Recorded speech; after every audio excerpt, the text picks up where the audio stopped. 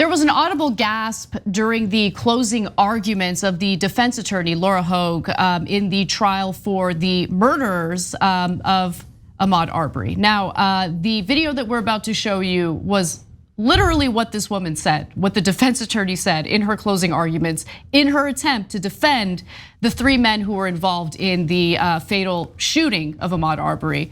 Without further ado, let's watch. Turning Ahmaud Arbery into a victim after the choices that he made does not reflect the reality of what brought Ahmaud Arbery to Satilla Shores in his khaki shorts with no socks to cover his long, dirty toenails. So at the very end, after she says long, dirty toenails, you hear someone gasp because of how disgusting and shocking that statement was. I mean, just absolute nonsense. Khaki shorts, no socks, long, dirty toenails. And of course, this is an attempt to dehumanize the very person who was hunted down by these 3 men, shot by Travis McMichael. And there's now so much evidence that the McMichaels lied to the police in the police report about what transpired that day. They claim that they pulled up again right next to Ahmaud Arbery to ask some questions. Turns out that they boxed him in, and as he was trying to run away, that was when they decided to.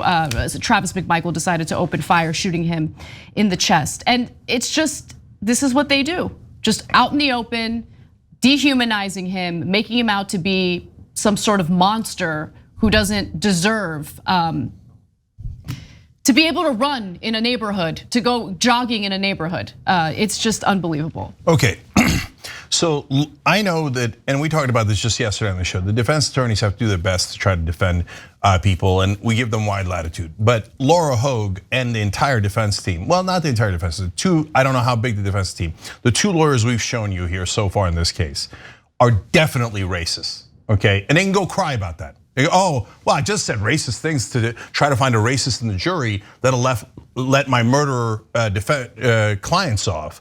So am I a racist for just using racism brazenly? I don't know, and I don't care, Laura. You made that choice. Now you gotta live with that choice, okay? So break down her statement. Number 1, she said, turning Ahmaud Arbery into a victim. What do you mean turning him into a victim? He's dead. They shot him and they killed him. What do you mean turning him into a victim? He never committed a crime, no evidence of him committing a crime. He was jogging in the neighborhood and these men pursued him because they thought he looked suspicious, because he had the audacity to look into a building that was under construction. And they lied about a string of burglaries in the area. Police records show that there had only been 1 burglary in the vehicle belonging to the McMichaels, which they left unlocked. Okay, so that's the string of burglaries they were referring to. They chased down a black man jogging in that neighborhood because they wanted to chase down the black man jogging in the neighborhood. No evidence of him committing a crime at all whatsoever. And so according to this defense attorney, I guess the only thing that a suspect, a person needs to have for you to justify, shooting and killing them is toenails you don't like. Let's see your toenails, bitch. Yeah, okay. Is that what the requirement is? Is that the standard? Yeah, and of course it has nothing to do with the toenails. What she wanted to do was call him dirty, a savage. It's the kind of racism that we've seen in this country for hundreds of years.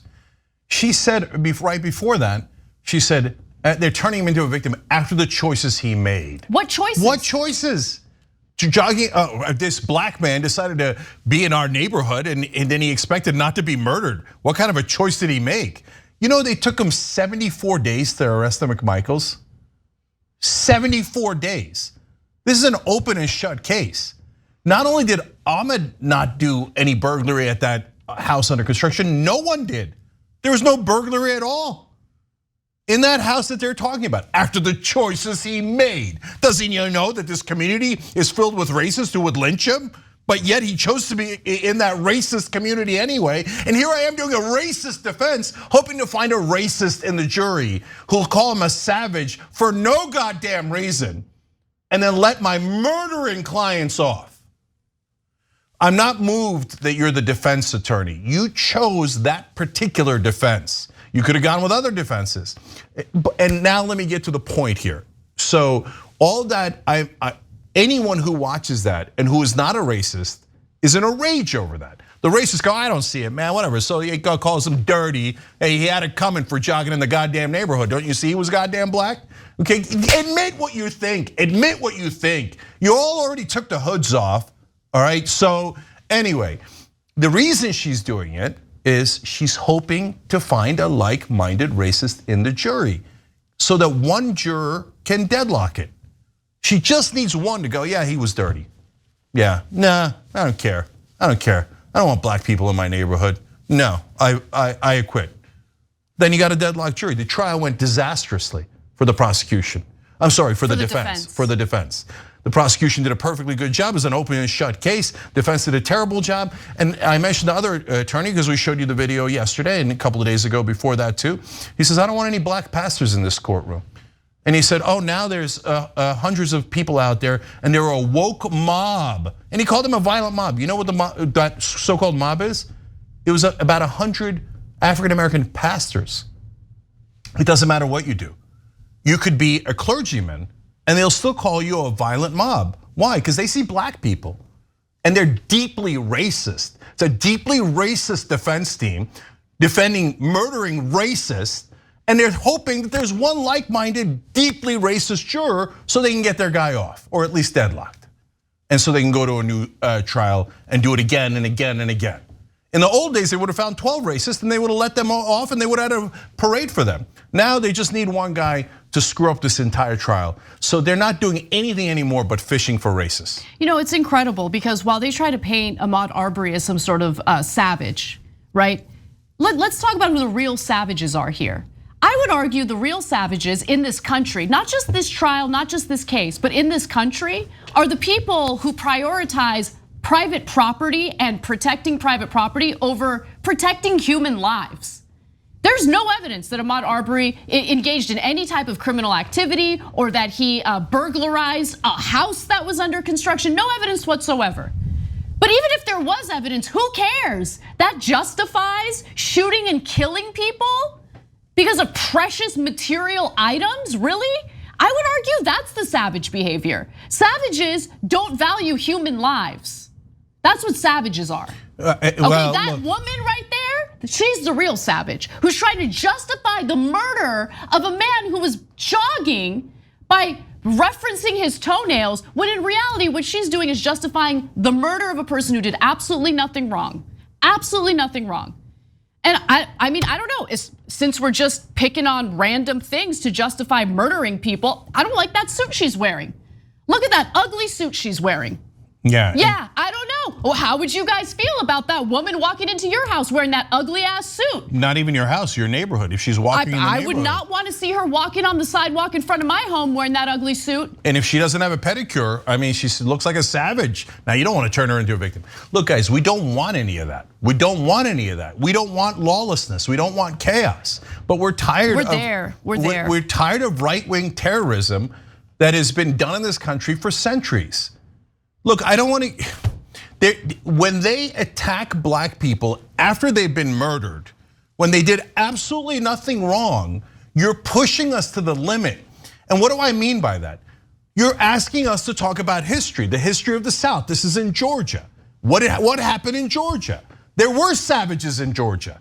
It was the ancestors of the white right-wingers. They were absolute savages. They murdered people, they lynched people, they raped people, they enslaved people. They took babies from their mothers and sold them as property. You want to talk about savages?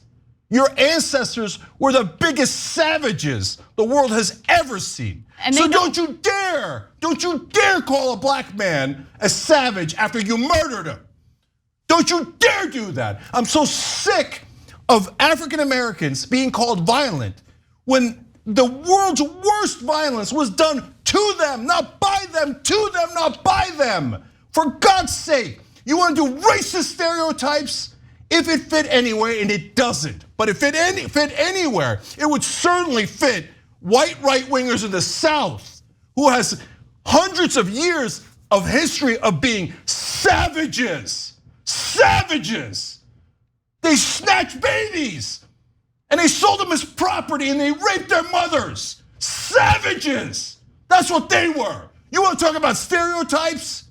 Screw all of you who still defend that Confederacy, that monstrosity.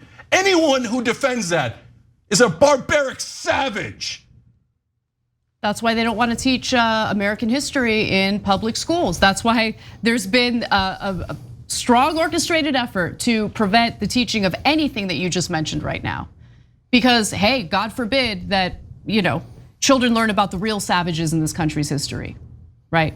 Let's go ahead and dehumanize people over their toenails, but let's also erase the part of our history that, yes, is dark, that's awful, but is the truth. You know what white right-wingers did in the South? And they did this for hundreds of years. In a lynching, they not only hung the person, they burned the person, and then they cut off their genitalia. And in the midst of doing all this, I swear to God, you could look it up in the history books. They had a picnic around the body. And then they would take home pieces of the charred body for memorabilia. They would have their kids, go pick pieces of the body off. And then after they did all of that, they had the temerity to call black people violent. No, no more, no more. You don't ever get to call a black person violent. You don't ever get to do that. So if you're a white right-winger in the South, don't cry about, oh no, my beloved ancestors. Your ancestors were not beloved. They weren't. They were monsters. So I said it because it's true.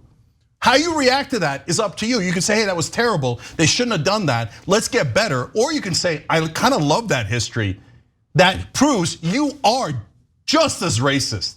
You just don't get to do it anymore in the way that you want. And that's why when you see cases like this and you see a black man murdered, you think, nah, boy, go get him. Go get the way to go, defense. So that's the right wing in this country. And I'm sick of babying them. Oh my God, did we hurt your feelings? I don't care about hurting your feelings. You guys have done racist stereotypes against every minority my entire life. My entire life, all I've ever dealt with is your stupid racist stereotypes, and we're all sick of it. Thanks for watching The Young Turks, really appreciate it. Another way to show support is through YouTube memberships. You'll get to interact with us more. There's live chat emojis, badges.